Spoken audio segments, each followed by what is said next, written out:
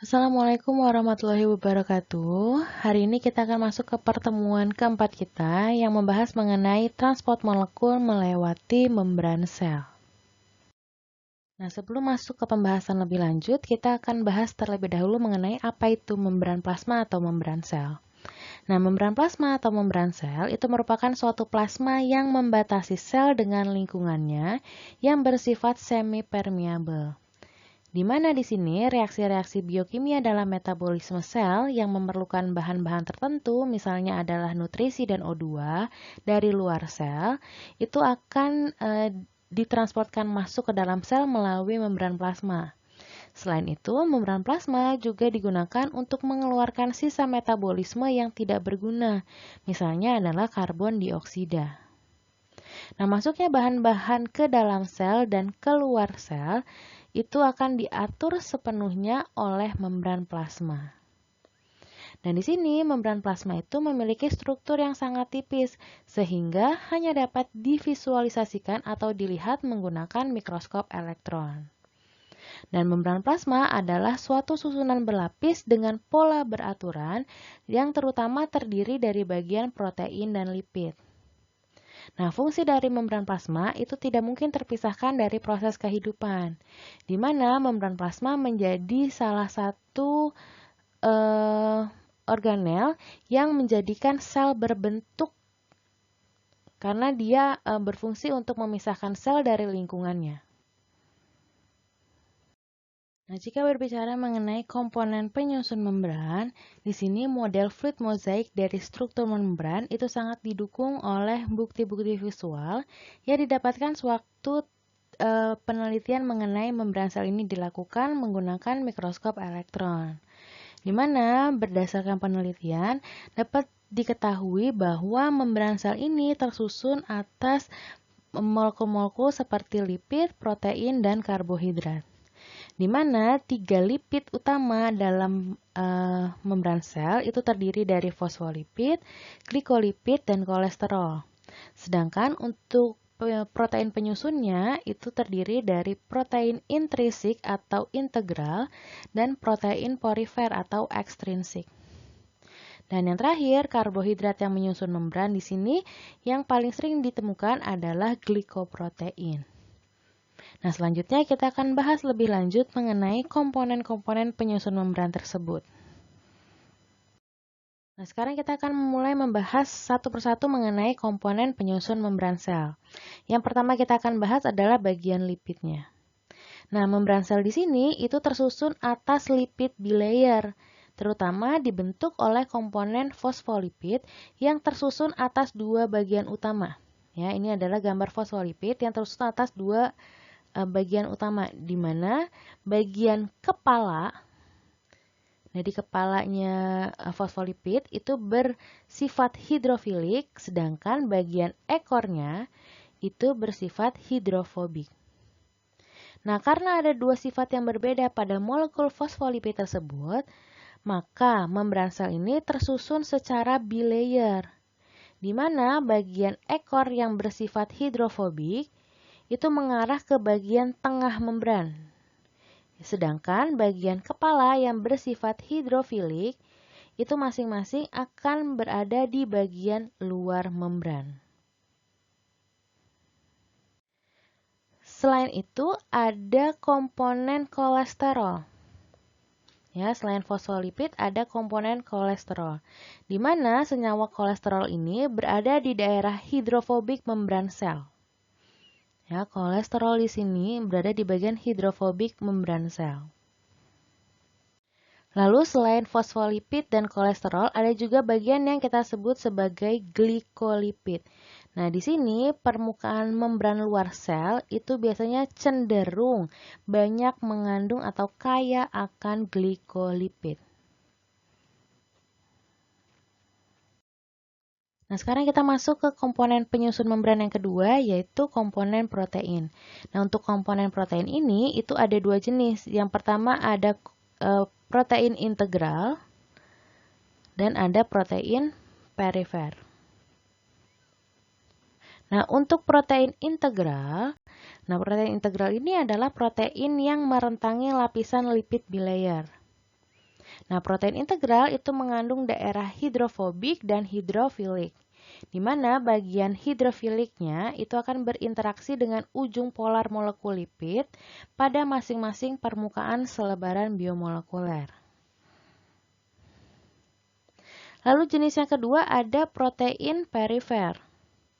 Nah, protein perifer ini umumnya terikat longgar pada membran protein yang kaya akan asam amino dengan rantai samping hidrofilik yang menyebabkan interaksi dengan lingkungan air dan dengan permukaan polar lipid bilayer.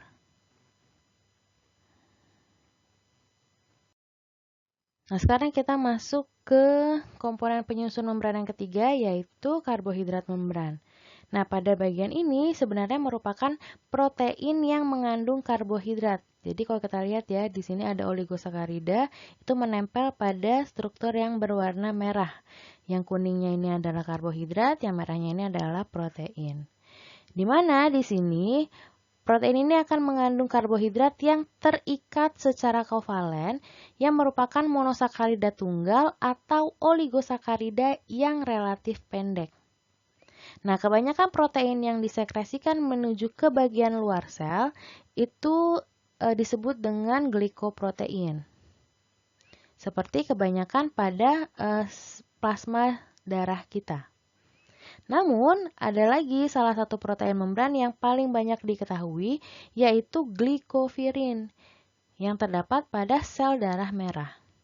Nah, glikovirin ini adalah komponen karbohidrat pada membran sel yang diketahui mengandung hampir 50% karbohidrat dalam bentuk rantai polisakarida yang panjang yang terikat secara kovalen pada salah satu ujung rantai polipeptida.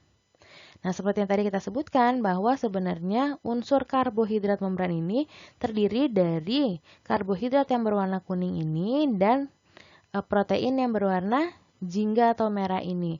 Di mana rantai polisakarida berarti yang mengandung gugus gula itu berada memanjang di permukaan luar membran sel. Sedangkan rantai polipeptida berarti rantai yang mengandung gugus peptida atau protein itu terbenam di dalam selnya. Nah, sekarang kita akan beralih ke sifat-sifat membran plasma. Nah, sifat yang akan kita bahas pertama adalah sifat membran plasma yang selektif permeabel.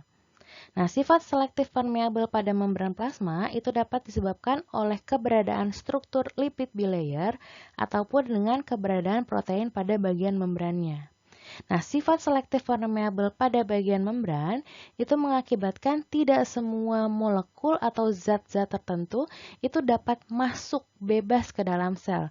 Jadi, sifat selektif permeabel ini akan bertindak sebagai barrier ya, yang menentukan mana zat yang boleh masuk, mana zat yang tidak boleh masuk. Nah, zat-zat apa aja sih sebenarnya yang bisa masuk atau yang bisa melewati membran semipermeabel? Nah, di sini senyawa-senyawa yang bersifat hidrofobik molekul seperti oksigen, karbon dioksida, nitrogen, dan hormon steroid itu merupakan senyawa-senyawa yang dapat terlarut dalam membran sehingga dia dapat bebas masuk ke dalam sel melewati membran lipid bilayer. Ya, jadi yang paling mudah adalah yang molekul hidrofobik. Lalu setelah molekul hidrofobik, apalagi sih molekul yang bisa masuk? Yaitu molekul-molekul dengan ukuran kecil yang tidak bermuatan dan bersifat polar. Contohnya adalah di sini ada H2O atau air, urea, dan gliserol. Ya, jadi jika ada 3 senyawa ini masih bisa masuk namun terbatas. Tidak seluruh molekul ini dapat masuk ke dalam sel. Begitupun molekul-molekul yang berukuran besar, tidak bermuatan, dan bersifat polar seperti glukosa dan sukrosa, itu sedikit dapat masuk ke dalam sel melewati membran plasma yang lipid bilayer. Ya, jadi kalau kita lihat panahnya, dia panah ke dalamnya putus-putus, jadi dia makin sedikit senyawa yang dapat melewati lipid bilayer. Namun di sini senyawa-senyawa ion seperti ion H+, Na+, HCO3-, K+, Ca2+, Cl-, dan Mg2+, itu jelas tidak dapat masuk atau tidak dapat melewati membran plasma.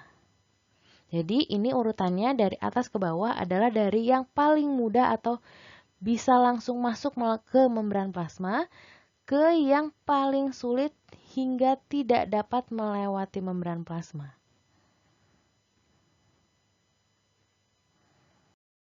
Selanjutnya ada sifat fluiditas membran.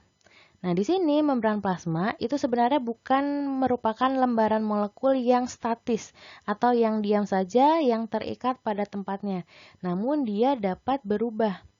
Nah, membran plasma ini sebenarnya posisinya ditahan bersama dengan interaksi yang ada pada bagian hidrofobiknya yang sebenarnya jauh lebih lemah dari ikatan kovalen.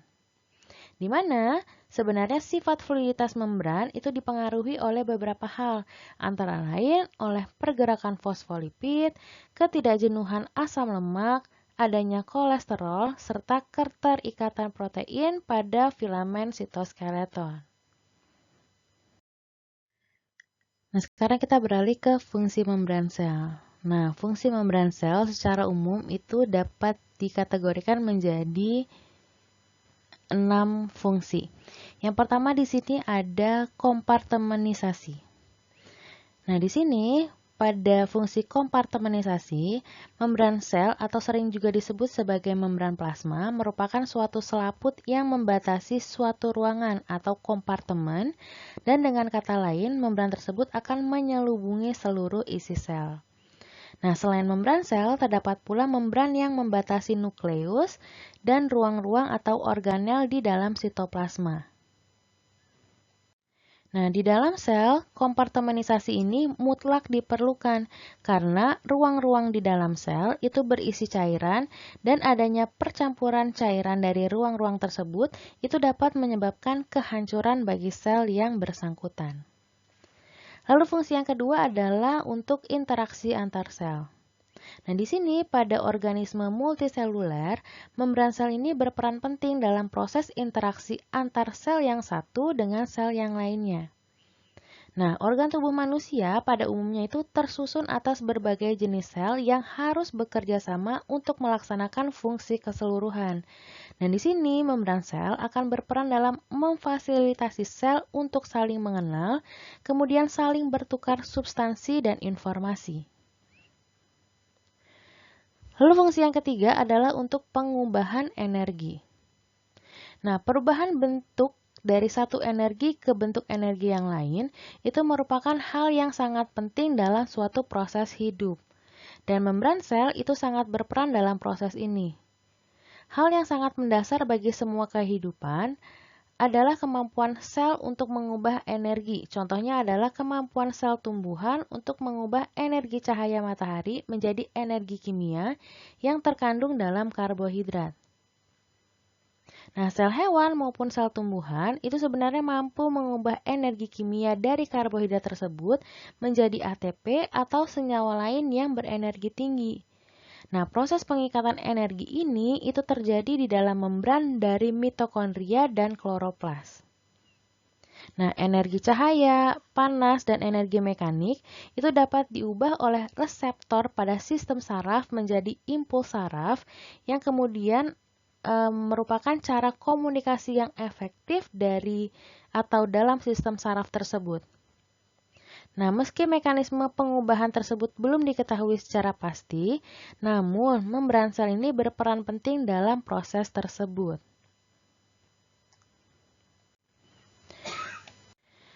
Lalu fungsi yang keempat itu adalah untuk transfer informasi. Nah, membran sel itu mempunyai peranan untuk mentransfer informasi dari satu sel ke sel yang lain. Mengapa demikian? Karena di dalam membran sel itu terdapat reseptor yang mampu berkombinasi dengan molekul tertentu dengan bentuk yang sesuai. Nah, sel yang berbeda akan mempunyai membran yang memiliki reseptor yang juga berbeda, sehingga akan terdapat bermacam-macam reseptor yang akan berkombinasi dengan bermacam-macam ligan. Nah, ligan di sini adalah molekul atau ion yang dapat berkombinasi dengan reseptor yang terdapat pada membran. Lalu fungsi yang kelima adalah sebagai penyedia enzim. Nah, banyak enzim yang merupakan bagian dari membran. Contohnya adalah enzim sitokrom yang terlibat di dalam respirasi sel yang merupakan bagian dari membran mitokondria. Selain itu, ada juga enzim monoamin oksidase yang menyebabkan ketokolamin tidak aktif yang terdapat pada bagian luar membran mitokondria. Lalu fungsi yang terakhir yaitu sebagai tempat transport zat dari dan ke dalam sel. Nah, di sini membran sel secara umum berfungsi sebagai barier yang memisahkan sel dengan lingkungannya. Tentu saja tidak harus mengisolasi sel dari lingkungannya, melainkan dapat berfungsi untuk mengatur keluar masuknya zat yang diperlukan ataupun yang tidak diperlukan oleh sel itu sendiri. Dengan demikian, membran sel itu berperan dalam transport zat-zat yang keluar dan masuk ke dalam sel. Lalu, mekanisme transport yang melalui membran sel itu dibagi menjadi dua kelompok. Yang pertama ada transport pasif, yang merupakan proses perpindahan zat tanpa melibatkan hidrolisis ATP atau tidak memerlukan energi dan tergantung pada gradien elektrokimia. Selain itu, proses pertukaran atau perpindahan zatnya itu seiring dengan gradien konsentrasi, yaitu konsentrasi yang lebih tinggi itu berpindah ke konsentrasi yang lebih rendah. Sedangkan kelompok yang kedua yaitu transport aktif, di mana pada mekanisme ini itu dibutuhkan energi dalam bentuk ATP, di mana perpindahan zatnya itu melawan gradien konsentrasi, di mana konsentrasi yang lebih rendah itu akan berpindah ke konsentrasi yang lebih tinggi. Nah, sekarang kita beralih ke pembahasan lebih lanjut mengenai transport pasif. Nah, transport pasif itu merupakan transport ion, molekul, ataupun senyawa dari luar ataupun dalam sel yang tidak memerlukan energi. Nah, transportasi ini itu berlangsung karena adanya perbedaan konsentrasi antara zat yang berada di dalam sel dan zat yang berada di luar sel. Nah, zat-zat ini akan ditransportkan bergerak dari daerah yang berkonsentrasi tinggi ke daerah yang berkonsentrasi rendah. Nah, transport pasif di sini meliputi mekanisme difusi, difusi terfasilitasi, dan juga osmosis. Nah, kita bahas satu persatu ya. Yang pertama di sini adalah difusi. Nah, difusi merupakan penyebaran molekul-molekul suatu zat dari konsentrasi tinggi ke konsentrasi rendah hingga terjadi keseimbangan konsentrasi. Nah, difusi sendiri merupakan proses spontan yang tidak memerlukan masukan energi dalam bentuk ATP.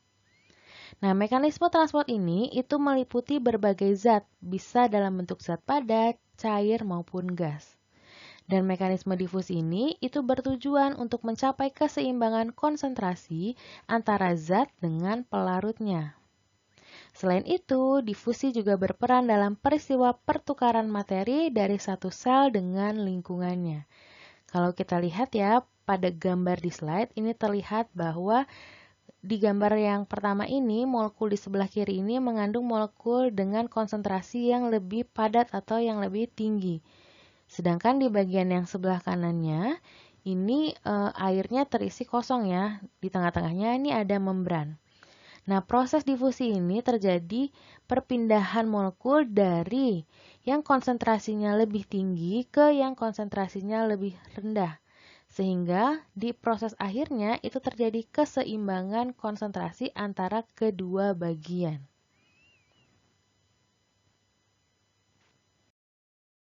Nah, di sini molekul-molekul seperti air, karbon dioksida, dan oksigen itu merupakan molekul yang dapat melalui membran sel dengan cara difusi. Adapun sebenarnya kecepatan difusi itu bergantung pada beberapa faktor atau beberapa aspek. Di antaranya, yang pertama adalah wujud materi. Nah, di sini semakin besar ikatan antar molekul, maka makin lama proses difusi itu dapat terjadi. Atau dengan kata lain, makin padat wujud suatu materi, maka makin sulit untuk melakukan mekanisme difusi. Lalu faktor yang kedua ada suhu. Nah, di sini semakin tinggi suhu, itu akan menyebabkan ikatan antar molekul akan makin cepat terputus.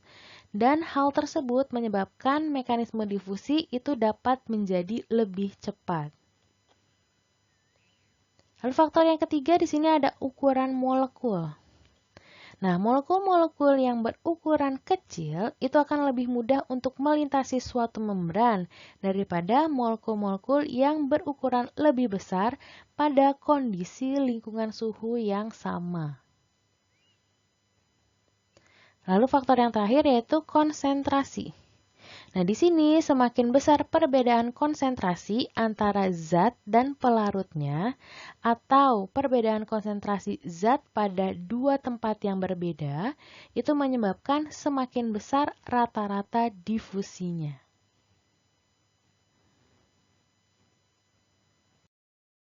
Nah, sekarang kita lanjut ke transport pasif yang kedua, yaitu difusi terfasilitasi.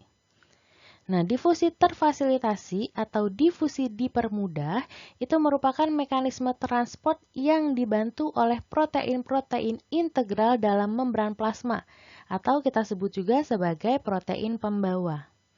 Nah, protein-protein tersebut itu akan membentuk struktur yang menyerupai saluran sehingga molekul dapat melintasi membran plasma. Nah, beberapa protein yang ada itu ada yang berikatan dengan suatu molekul dan akan melintasi membran plasma. Nah, difusi terfasilitasi juga merupakan transport pasif karena mekanismenya itu hanya mempercepat proses difusi dan tidak merubah arah gradien konsentrasi. Nah, pada proses difusi yang terfasilitasi, molekul-molekul seperti asam amino dan gula itu tidak dapat melalui membran plasma. Nah, molekul-molekul tersebut akan melewati saluran yang dibentuk oleh suatu protein membran yang disebut dengan protein transport. Nah, contoh dari protein transport di sini ada yang disebut dengan aquaporin ataupun ion channel. Nah, beberapa protein transport yang membantu proses difusi terfasilitasi ini itu bersifat permeabel terhadap ion dan molekul polar yang spesifik. Adapun beberapa jenis dari protein transport antara lain, yang pertama, beberapa protein transport itu bentuknya melintang dan membentuk saluran bagi molekul-molekul hidrofilik untuk dapat melintasi membran. Itu adalah disebut dengan channel protein. Lalu ada yang disebut dengan aquaporin, yaitu suatu protein yang membantu masuknya air ke dalam sel. Nah, protein ini membentuk pori pada bagian membran sel. Dan mekanismenya bagaimana untuk protein transport? Nah, protein transport di sini itu akan mengikat senyawa yang dibawanya dan secara fisik akan menggerakkannya melewati membran plasma. Jadi kalau teman-teman lihat di sini ya, pada gambar yang bagian atas, ini sebenarnya mekanismenya seperti tang kali ya kita sebutnya. Jadi ketika ini adalah protein transportnya yang berwarna hijau dan senyawa yang ingin dipindahkannya atau yang ditransportkannya adalah yang berwarna kuning. Jadi pertama molekulnya itu masuk ke dalam, karena ini bagian bawahnya itu terbuka. Lalu untuk memindahkannya bagian bawahnya ini menutup dan berpindah ke bagian atasnya yang terbuka. Nah, ini adalah salah satu mekanisme dari protein transport, membuka dan menutup. Ada juga yang berbentuk seperti channel protein ini, yang berupa aquaporin. Karena dia untuk melewati air, tidak perlu nih mekanisme membuka tutup seperti yang di atas ini. Tapi seperti celah saja atau seperti saluran saja yang hanya dapat dilewati oleh cairan.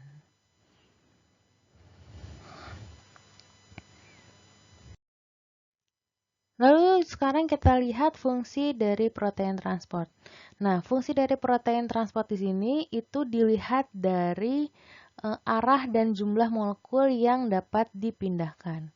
Jadi berdasarkan dengan arah dan jumlah molekul yang dapat dipindahkan, itu dapat dibedakan fungsinya menjadi 3. Yang pertama adalah sistem uniport atau pengangkutan tunggal, yaitu di mana pada sistem ini terjadi pengangkutan zat terlarut oleh protein transport hanya dari satu sisi membran ke sisi membran yang lainnya. Ya, uniport dari satu sisi membran ke sisi membran yang lainnya. Jadi dia hanya satu arah dan satu zat.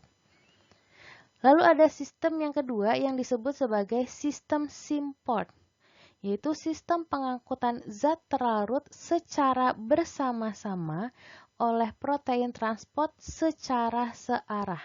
Jadi kata kuncinya adalah secara bersama-sama dan searah. Berarti ada lebih dari satu molekul yang akan dipindahkan.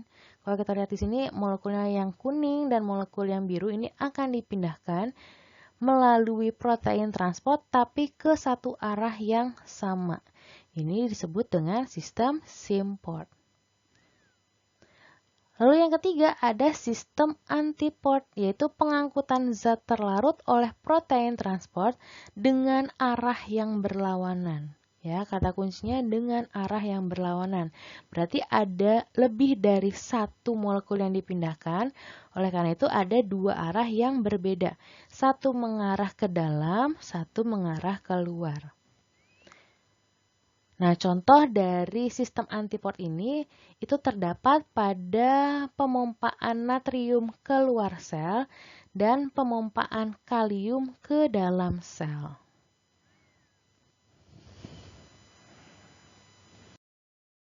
Nah, sekarang kita beralih ke transport pasif yang terakhir, yaitu osmosis. Nah, peristiwa yang penting dalam kehidupan antara lain adalah proses atau mekanisme osmosis. Nah, pada dasarnya osmosis ini masih termasuk ke dalam peristiwa difusi. Namun, pada peristiwa osmosis, air dari larutan yang konsentrasinya lebih rendah atau hipotonis itu akan bergerak ke konsentrasi yang lebih tinggi atau hipertonis. Jadi, yang berpindah di sini bukan partikel zat terlarutnya, tetapi pelarutnya atau airnya. Ya, jika kita lihat pada gambar di slide, ya di sini di gambar yang pertama, itu dapat terlihat ini adalah tabung berbentuk U dengan bagian tengahnya ini adalah membran selektif permeable. Ya, kalau kita lihat di gambar yang paling atas sebelah kiri, nah di sini bulatan-bulatan berwarna hijau ini melambangkan zat terlarut di dalamnya. Berarti di sini dapat disimpulkan yang sebelah kiri ini memiliki zat terlarut dengan konsentrasi yang lebih sedikit dibandingkan yang di sebelah kanan. Nah, tadi yang perlu diperhatikan dalam proses osmosis ini, itu akan terjadi perpindahan air dari yang konsentrasinya lebih rendah ke konsentrasinya yang lebih tinggi. Jadi yang berpindah airnya, bukan zat terlarutnya.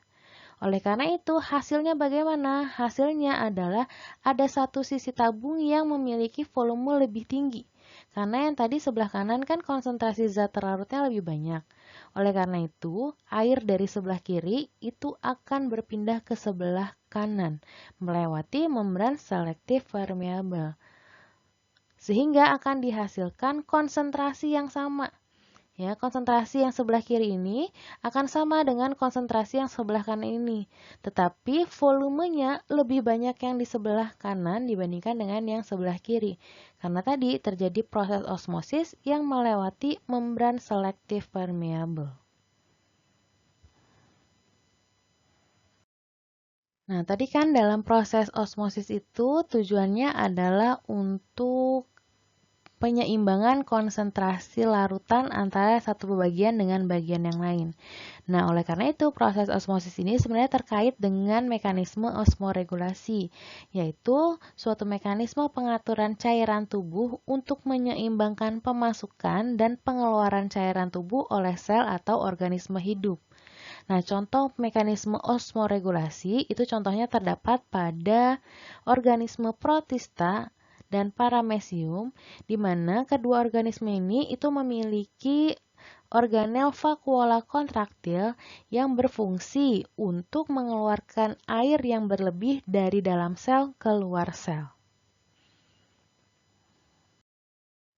Nah, selain berhubungan dengan mekanisme osmoregulasi, keadaan keseimbangan osmosis juga berhubungan dengan istilah tonisitas.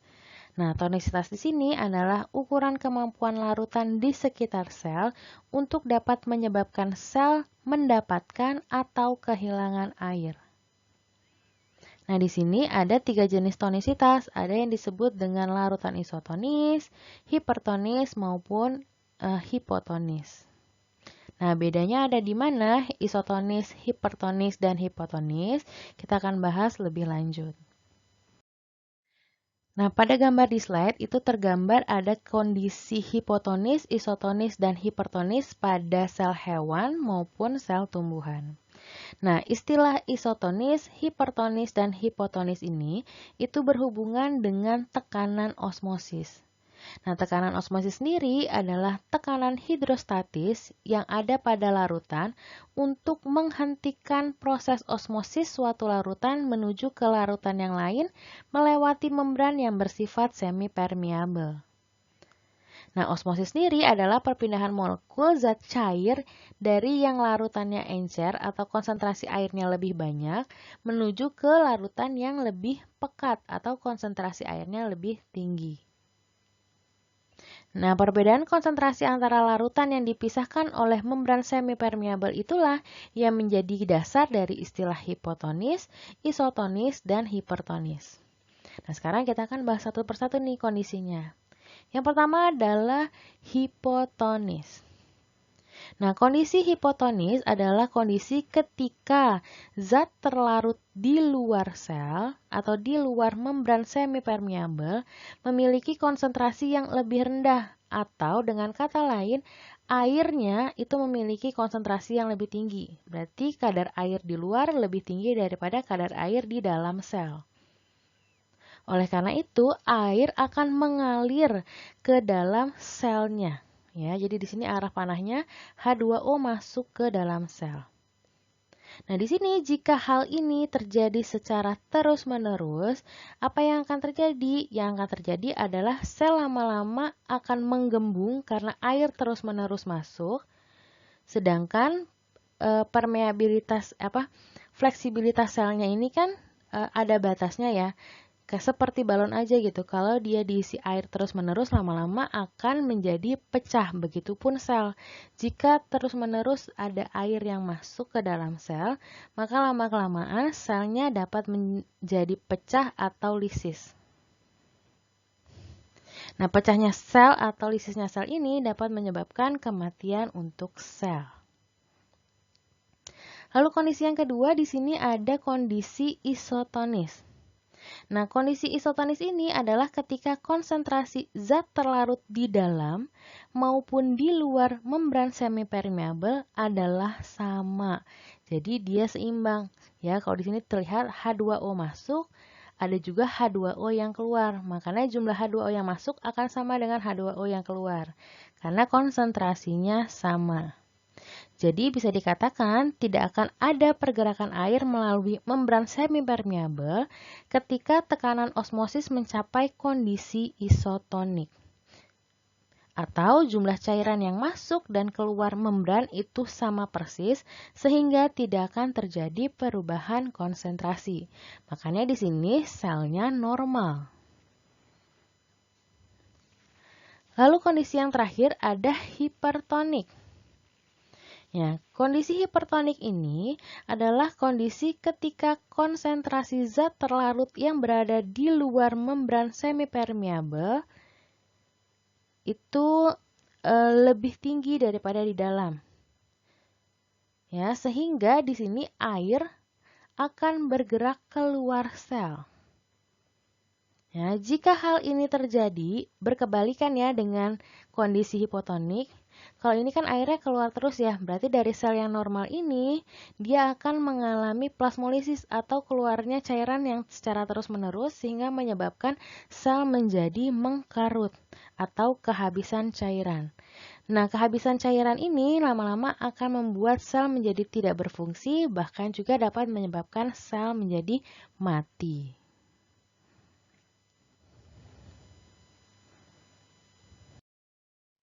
Nah, sekarang kita beralih ke transport aktif. Nah, transport aktif adalah proses menggerakkan molekul melintasi membran sel dari daerah yang konsentrasi rendah ke daerah yang konsentrasi tinggi, di mana ini akan melawan gradien konsentrasi. Nah, transport aktif di sini itu memerlukan penggunaan energi. Nah, contoh dari zat-zat yang diserap melalui proses transport aktif antara lain adalah glukosa dan asam amino yang diserap usus kecil pada manusia. Nah, transport aktif itu dapat terjadi melalui beberapa mekanisme, antara lain melalui mekanisme pompa ion, endositosis, maupun eksositosis. Nah, sekarang kita akan membahas satu persatu mengenai mekanisme pada transport aktif. Yang pertama di sini ada pompa ion. Nah, pompa ion adalah transport ion melalui membran dengan cara melakukan pertukaran ion dari dalam sel dengan ion yang ada di luar sel. Nah, proses transport ion ini itu dapat dilakukan oleh protein transport atau protein pembawa yang tertanam pada bagian membran plasma. Nah, proses transport aktif berupa pompa ion ini itu memerlukan atau menggunakan sumber energi berupa ATP. Nah, seperti yang tadi disebutkan bahwa mekanisme dari transport ion ini itu dibantu oleh protein pembawa. Dan protein pembawa itu sebenarnya dapat bekerja sesuai dengan gradien konsentrasi, yaitu selama proses transport pasif, tetapi beberapa protein pembawa juga dapat memindahkan zat terlarut melawan gradien konsentrasi, yaitu dengan cara dimasukkan atau menggunakan energi berupa ATP. Nah, protein pembawa yang digunakan untuk memindahkan bahan yang melawan gradien konsentrasi itu disebut atau dikenal dengan istilah pompa.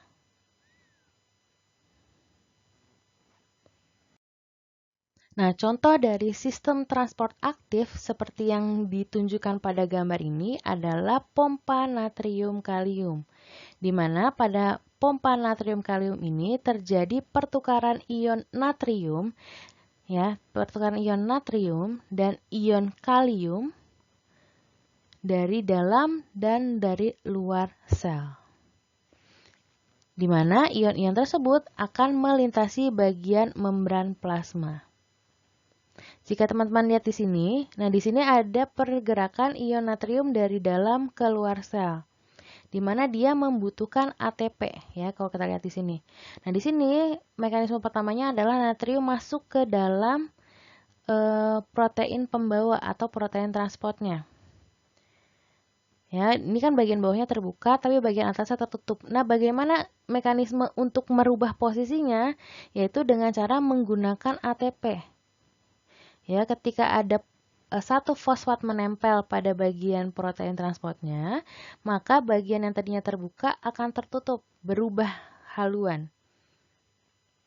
Ya, makanya natrium dapat berpindah dari dalam ke luar sel. Begitupun dengan cara memasukkan ion kaliumnya. Dalam kondisi yang terbuka, kaliumnya masuk ke dalam protein transport. Karena tadi fosfatnya menempel, untuk dapat membuka bagian bawahnya, fosfatnya harus dilepaskan kembali. Sehingga ketika fosfat lepas, maka protein transportnya berubah lagi posisinya. Yang tadinya bawahnya tertutup menjadi bawahnya terbuka. Yang menyebabkan kalium yang tadinya berada di luar, itu dapat masuk ke dalam selnya.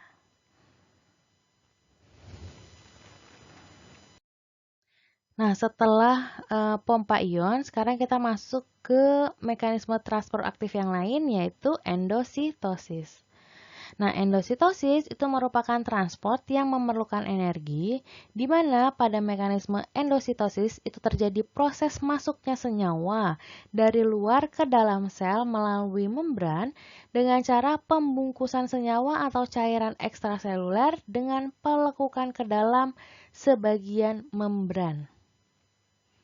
Nah, istilah endositosis sendiri itu berasal dari bahasa Yunani, yaitu kata endo yang artinya ke dalam dan kata sitos yang artinya sel. Dan di sini membran sel akan membentuk pelipatan ke dalam atau invaginasi sehingga dapat memakan atau memasukkan benda dari luar sel ke dalam sel. Ya, jadi endositosis adalah proses memasukkan senyawa atau benda dari luar sel ke dalam sel.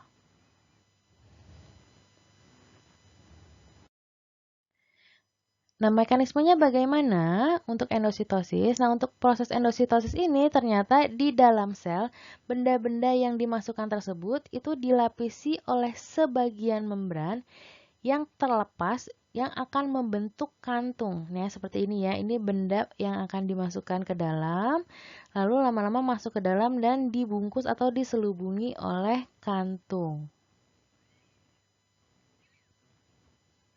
Nah, kantung tersebut itu dikenal dengan istilah vesikel.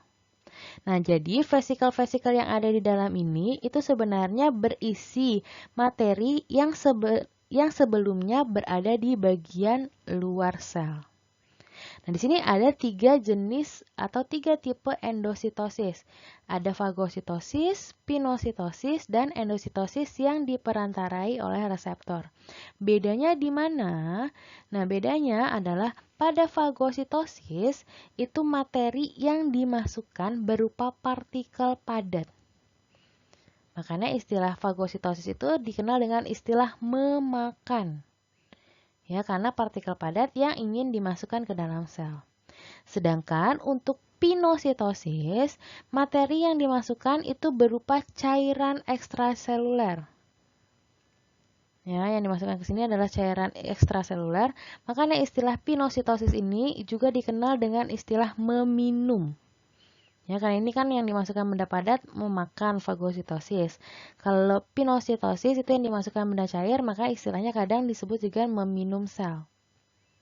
Lalu yang terakhir di sini ada endositosis yang diperantarai oleh reseptor. Nah, yang dimasukkan di sini adalah sama-sama berbentuk cairan ekstraseluler.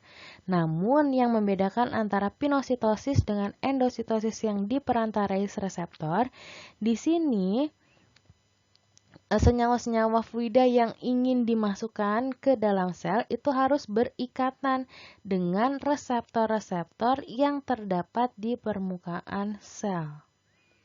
Nah, ketika cairan fluida tersebut berikatan dengan reseptor, lama-lama akan terbentuk vesikel atau kantung ke dalam seperti dengan mekanisme fagositosis maupun pinositosis.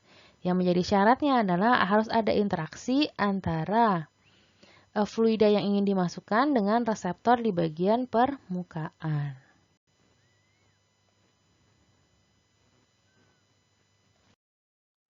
Nah, sekarang kita masuk ke mekanisme transport aktif yang terakhir, yaitu eksositosis. Nah, eksositosis berlawanan dengan endositosis, yaitu proses pengeluaran zat dari dalam ke luar sel.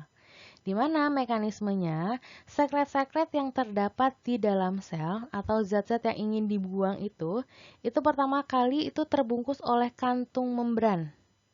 Ya, kalau teman-teman lihat di sini di animasinya, dia terbungkus oleh kantung membran, di mana kantung membran ini lama-lama selanjutnya akan menuju ke bagian permukaan yang akan menempel dan akhirnya melepaskan cairan atau zat-zat yang ingin dibuang ke luar sel. contoh mekanisme eksositosis yang ada pada tubuh manusia, yaitu contohnya adalah ketika sel-sel kelenjar di pankreas itu mengeluarkan enzim ke saluran pankreas yang bermuara pada usus. Nah, itu dia mekanisme pengeluaran enzimnya itu seperti mekanisme eksositosis. Sekian materi hari ini terkait dengan transport membran. Kurang lebihnya saya mohon maaf. Wassalamualaikum warahmatullahi wabarakatuh.